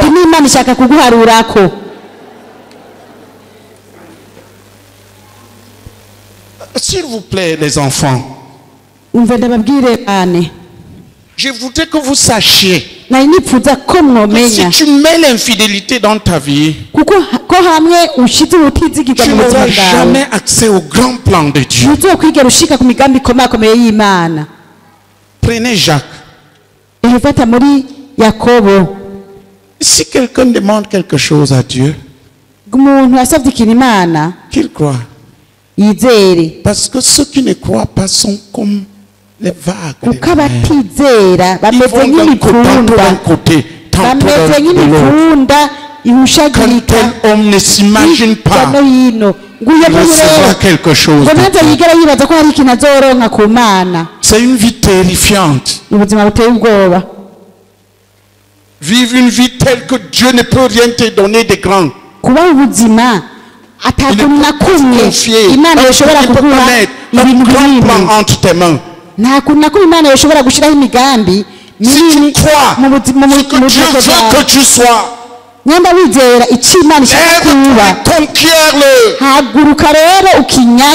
Cesse de badiner.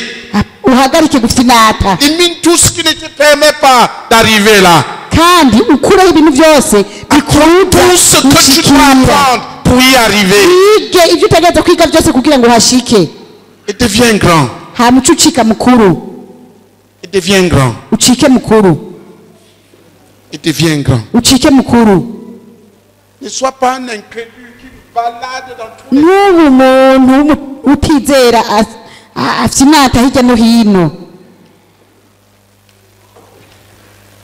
Lève-toi et prie. Et dis à ton voisin, ton oui.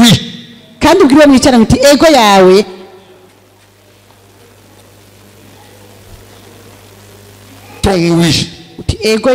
Qu'il soit oui. Ton non. Qu'il soit non. Tout le reste vient du diable. Arrête d'être infidèle.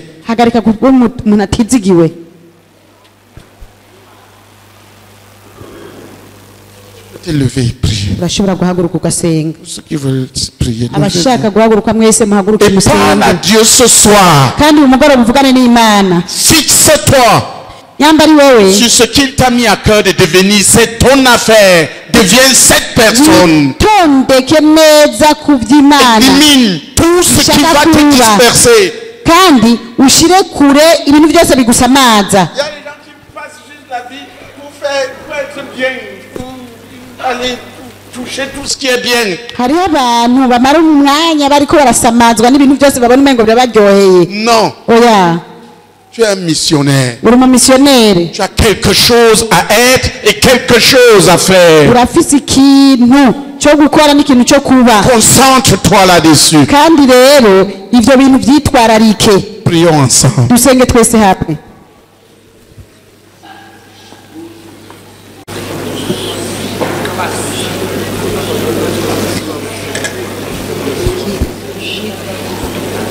Dieu fasse de toi un homme de foi, une femme de foi, risqué dans ce que tu crois. Prions. Tu veux venir prier ici, tu viens prier. Tu peux passer là et prier.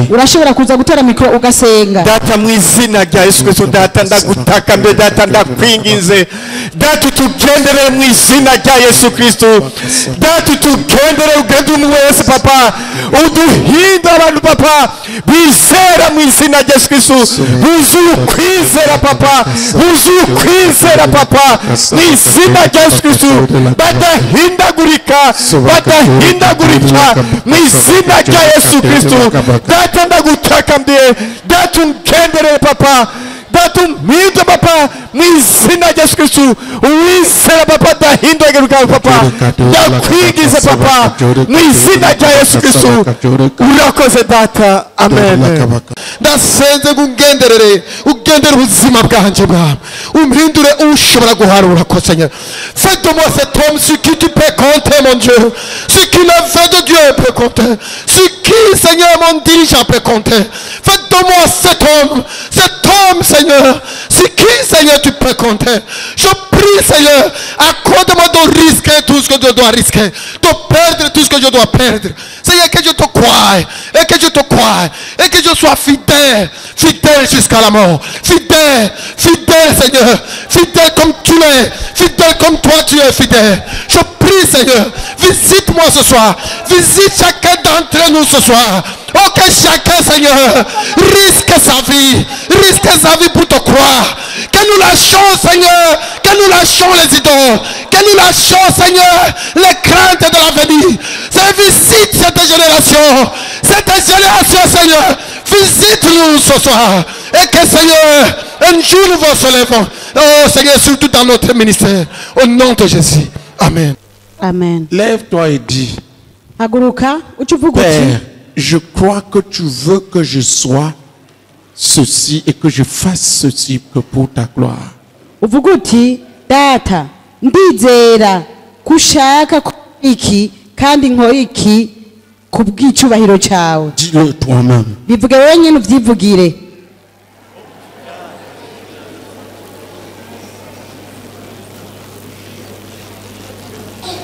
Dis-le clairement. Ubivuge mu buryo butomoye kandi ubivuge inshuro indwi. Je crois que tu veux que je sois utindizera ko ushaka ko mbiki kandi nkora iki kintu kanaka.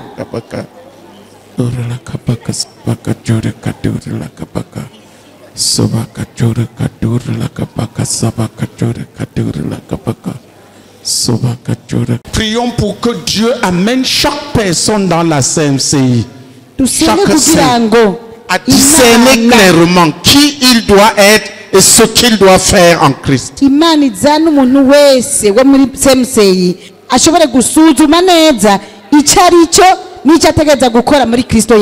C'est séparé de tout. Être et devenir cela. Kugira ngo ashobore kuba no gucika icyo kintu kubw'icyubahiro cy'umwami. Dusenge twese.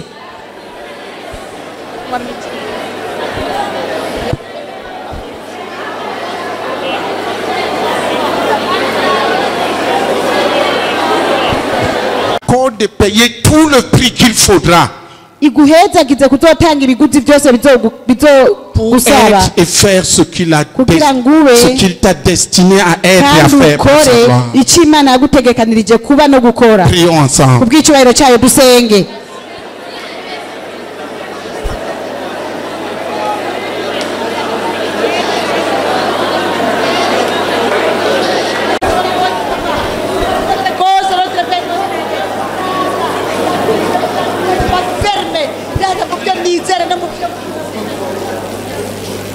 Prie que Dieu te conduise à éliminer tout ce qui t'égarera. Kugira ngo ushire kure ibintu byose byoza kugushira kure y'umuhamagaro wawe. Dusenge twese.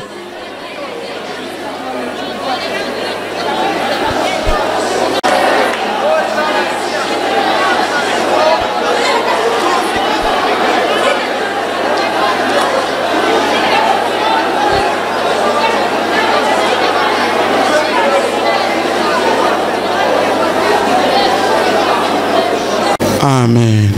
Asseyons-nous un instant. Je veux des jeunes gens qui vont apprendre le chinois. Ils sont ici. C'est qui? Baba missionnaire ariko. Pas des Vunjai. Atari abavunjayi. Oui. Aide-les. C'est la liste des jeunes gens qui veulent apprendre le chinois-talk. Moi, je crois que si on me recrée, je ne sais pas si je peux, mais spirituellement, je chante en chinois. Alléluia. Oui, frère. J'ai chanté un nouveau cantique en chinois. C'était hier matin. J'ai chanté des bouts. Je ne comprenais pas ce que c'était. J'ai dit, mais qu'est-ce que ça veut dire? Chandavuga nti mukabasha bisobanura iki? Il dit, c'est un appel au salut. Wari umuhamagaro w'agakiza. Amen. Amen. Très bien. Neza cyane. Dis à ton voisin, frère, nous sommes des missionnaires. Mbwira mwicaranye tumwene data turaba missionnaire. Dieu nous a donné le Burundi pour la conquête des nations. Imana yaduhaye Burundi kugira ngo tunyaga amahanga. Kugira tugende kunyaga amahanga. Alléluia. Amen.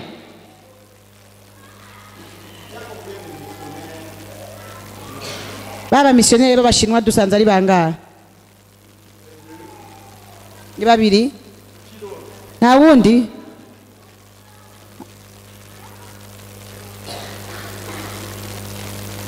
Et ce que je veux, c'est quoi? Icyo nshaka rero ni giki? Tu t'enregistres. Wiyandikishe. Tu connais dans ce dans quoi là où tu as appris le chinois, n'est-ce pas? Je veux des gens qui t'enregistrent là-bas. Shaka abantu biyandikisha hariya Adriel yaciye. Étudie à fond le chinois. Hanyuma wiga igishinwa kandi ukimenye neza. Tu comprends? Uratahura? Tu t'enregistres. Wiyandikishe. C'est-à-dire que tu commences, il faut avoir le niveau. Bisigura ko utanguye. Muga bisaba ko hari urugero kanaka buriko. Tu connais les modalités, n'est-ce pas? Urazi ngene ico bisaba kugira umuntu. Tu vas leur donner. Ucubaha. Tu as quel niveau? Ibisabwa wewe ufise amashuri angana gute? Ça va, tu as quel niveau? Nawe urafise amashuri angana gute?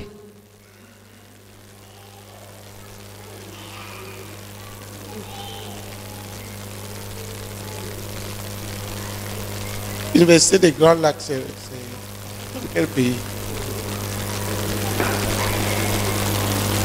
Oui. Introduis-les là-bas. Mubinjize rero aho ha. Apprends pour être meilleur. Chige kugira ngo wihingure be mwiza kurusha. Alléluia. Amen. Dis à ton voisin, nous allons envahir les nations. Bwira mwicaranye uterega tuzonyaga amahanga. Les nations sont à nous. Utamahanga na yacu. Ne reste pas là, tournez sur des Chinois zérés à terre.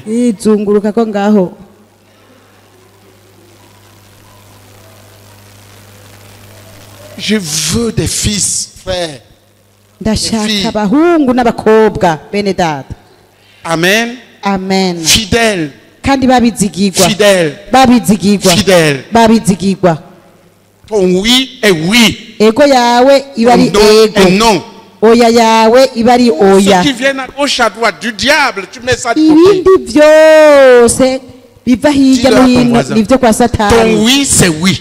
Ego yawe ni ego. Ton non c'est non. Tout le reste qui viennent à gauche et à droite. Oya yawe nayo ni oya. Ibindi byose dis-lui ça. Ubishire ku ruhande bimubwire. Que ton oui soit oui. Ego yawe ibe ego. Que ton non soit non. Oya nayo ibe oya. Ce que tu crois, fais-le envers et contre tout. Quoi qu'il arrive, tu ne mourras pas, tu vivras.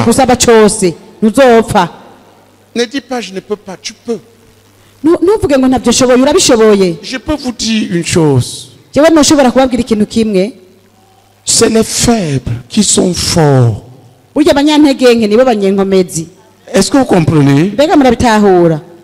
Dans la foi, c'est des faibles, c'est ceux qui reconnaissent qu'ils sont faibles, mais qui croient à la force, à la puissance, à l'extraordinaire grande puissance de Dieu.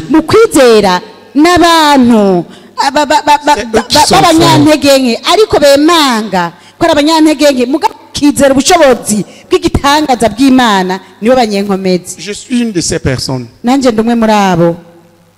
Je suis trop brut. Vrai pour nyakuri mu buryo ntegereza kurora bigoye ingene nororanirwa muri ino sisanzwe. Pourtant, ariko nubwo biruko ça marche, frère. Biragenda neza bene data. Alléluia. Amen. Sans égard, ça marche. kandi atavyo nabombeterereje biragenda neza c'est par la foi. kuko ni mu kwizera. Tu peux tout. Dis à ton voisin, tu peux tout. Gira mwicaranye ushobozwa byose. Tu peux tout. Byose urabishoboye. Christ qui te fortifie. Uti kuko Kristo ni waguha inkomezi. Et ce que tu ne fais pas, c'est soit parce que tu ne crois pas, soit parce que tu es lâche. Uti ivyo udakora rero ni kubera utavyizera cyangwa uri kijora. C'est tout. Nivyo gusa. Ce que tu crois, lève-toi et assume-le. Wizera haguruka Lève-toi et assume-le. haguruka ucemange. J'ai commencé à parler des nations. Ça a failli me coûter la tête. Mais on est où aujourd'hui? Igihe natangura kuvuga ivy'ibihugu n'amahanga abantu bahatswe no kunca umutwe none ubu tugeze hehe?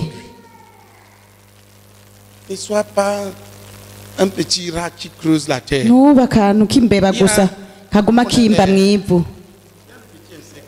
Harakabeba haragafuku rero ifuku. Ne sois pas une taupe. Nubifuku. Dis à ton voisin, tu n'es pas une taupe. Gira mwicaranye tube muri fuku. Creuser le sol avec le nez. Ifuku ni iguma yimbisha izuru gusa mu kuzimu.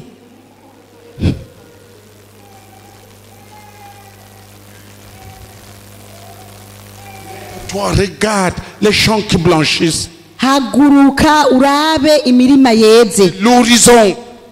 Imirima ireze. Haile de Dieu. Muhamagaro w'Imana. Gloire de Dieu devant vous. N'ubwiza bw'Imana imbere yanyu. Arrête de t'amuser. Hanyuma muhagarike gufyinata.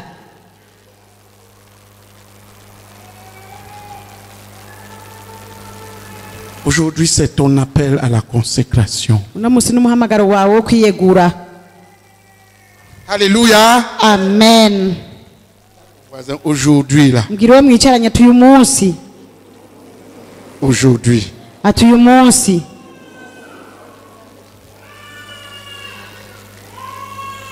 Tu es le fils ou la fille du frère aîné. Uri muhungu cyangwa umukobwa wa mwene data Rene. Arrête de blaguer. Utihagarika gufyinata. Sérieux. Tibabu umuntu afata ibintu nka nkama. Je vais rassembler ici. Nabegeranije hano Pour produire mes semblables. kugira ngo nshobore kubyara abo dusa. Je suis clair Aho aujourd'hui. rero ndabitomoye neza uyu munsi. Si tu n'es pas de mien, tu ne peux pas être là. Utari uwanje ntiwoba ngaha. L'homme de Dieu qui m'a envoyé Umuntu w'Imana yandungitse est arrivé ici. yarashitse hano. On venait de construire ça, c'était encore brut. Twari duhejeje kubaka ijya nzu yari kirishasha. Hama ndamwereka. Je lui ai dit, voici l'école. Ndamubwira ntiraba ishure. Envoie-moi les gens qui vont enseigner. Indungikira abantu bazoza kwigisha. Rassembler les gens ici. Ati jewe nzokwegeranya abantu. Conforme les gens. Ati shaka muntu aza kunyigishiriza J'ai donné abantu. le nom de deux personnes. Il s'est mis en colère. Il m'a dit, niet. Ndatanga n'amazina y'abantu babiri Je ne niko veux ndibaza. personne ici. Acambwira ati oya arankankamira. Et il m'a dit, nta muntu n'umwe azoza ngaha. rassemble les gens. Acambwira ngo egeranya abantu. Mets-les là. Ngo bashire hajya. Passe 3, 4 mois avec eux et mets-les sur le terrain. Atumarane nabo amezi 3 canke amezi 4 hama barungike ku kibuga. Tire ton oreille comme ça. Kwega ugutwi kwawe gutya. Tu vas passer 3, 4 mois avec moi ici. Ninda zomarana nanje amezi 3 canke 4 ngaha. Tout ce qui est là, tout le bide là va sortir. Ibintu byose biri ngaha bica bisohoka. Alléluia. Amen. Oui. Et nous Ego. allons gagner. Kandi tuzotsinda. Et nous allons gagner. Tuzotsinda. Et nous allons gagner. Tuzotsinda.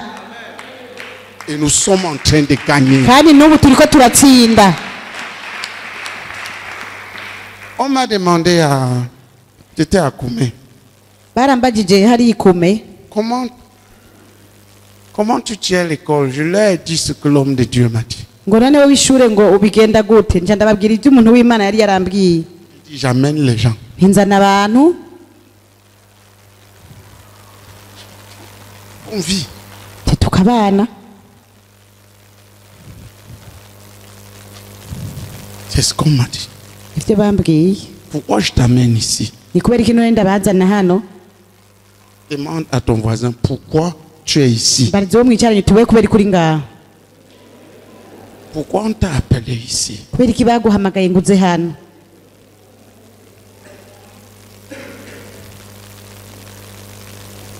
C'est pour que tu sois de notre qualité. Nous ne voulons pas de notre qualité.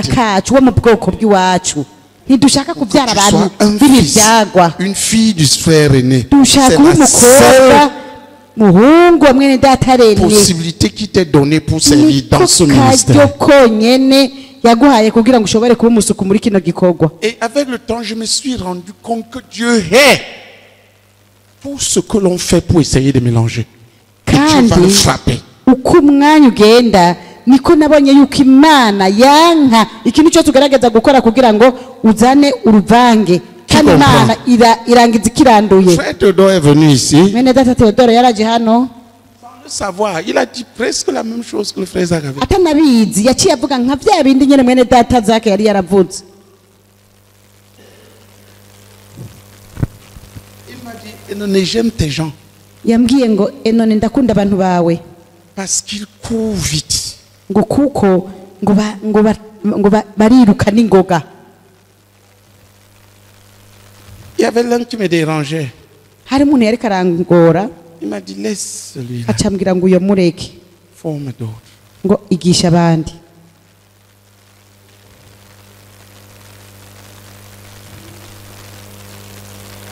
Ici là. Aha rero ngaha. Tu seras le ministre des louanges que nous voulons. Selon la vision que Dieu nous a donnée. Pas autrement. Dis ça à ton frère. Tu seras le ministre des louanges selon le cœur de Dieu. Selon tout ce que Dieu nous a. Tu es important. Mais nous n'allons pas te laisser faire n'importe quoi et n'importe comment.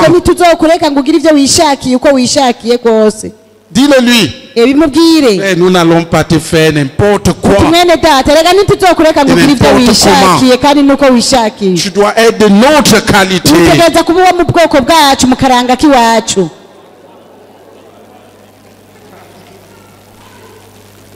Voilà pourquoi tu es ici.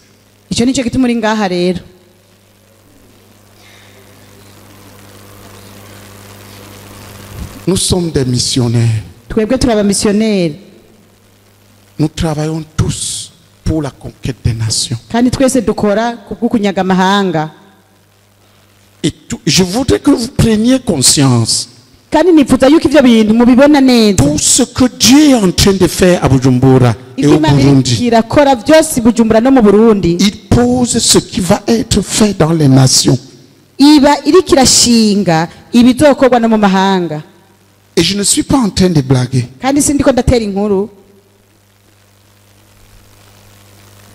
Donc quand vous montez là pour chanter, examine-toi toi-même bien. Je veux des ministres qui vont aller dire voici comment nous servons Dieu dans la loi.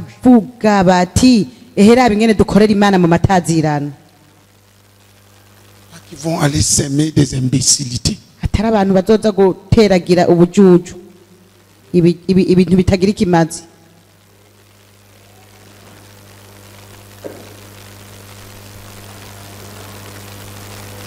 Dis à ton voisin, nous ne voulons pas des ministres de louange qui vont aller montrer aux gens comment on porte les mini-jupes.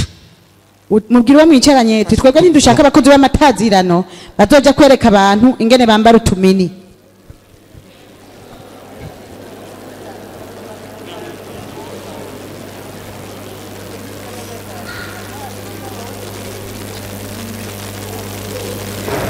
comment on met les rouges à lèvres.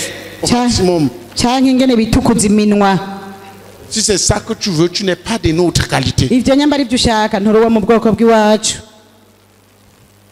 es missionnaire. Hey. Hey. Tu es qui? Uri iki?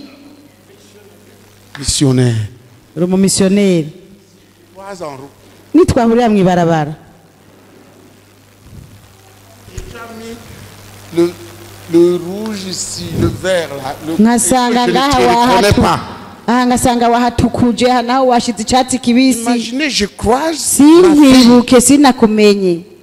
Je regarde comme ça, je ne reconnais pas. Dukuri tugahura n'umukobwa wanje mwibarabara. Ntavyura amaso sindamumenye. Cette fille ressemble à une sœur. Avuga ati mugabo uyu mwigeme asa na mwene data mwigeme wanje. Ses lèvres n'étaient plus ses lèvres. Iminwa yiwe ntiyari ikiri iminwa yiwe. C'était les lèvres de quelqu'un d'autre. Yari iminwa y'uwundi muntu.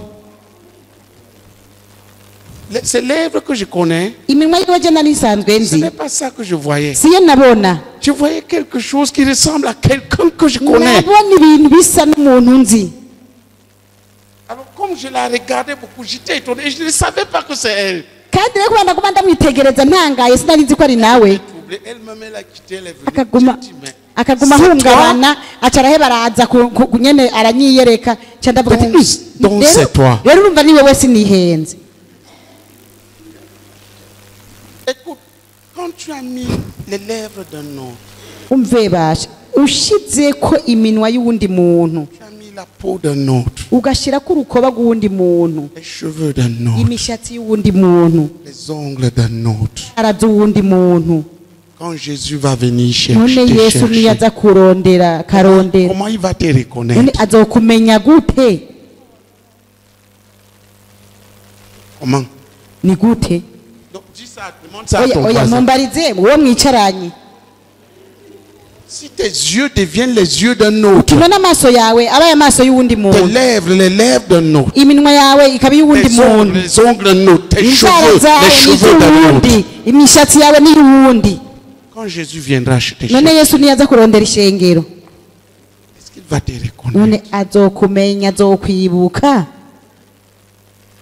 Tu es une belle créature. Ne te perds pas. Séparé de tout ça. Consacré à Dieu. Amen. Amen. Qu'est-ce que je t'ai parlé ici et tu t'en vas demander à Beyoncé? Est-ce que le frère, le pasteur René, là, ce qu'il dit, est-ce que c'est vraiment vrai? Non.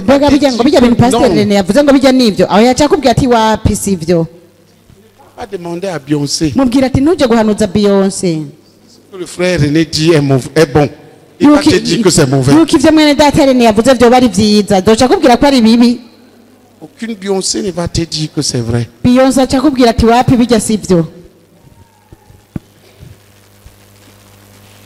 Tu as un appel. Assume-le. Si tu l'as.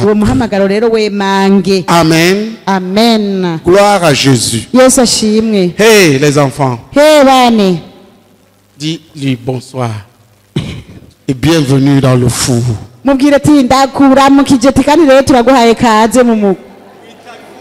Et courage.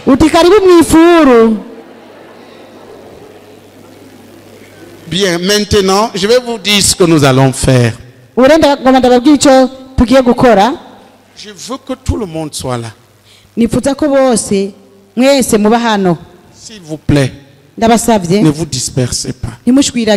C'est une retraite.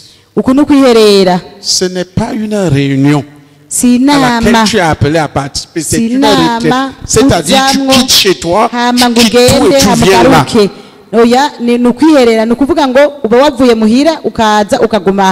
Nous te tirons de ce dans quoi tu es habituellement pour mettre autre chose.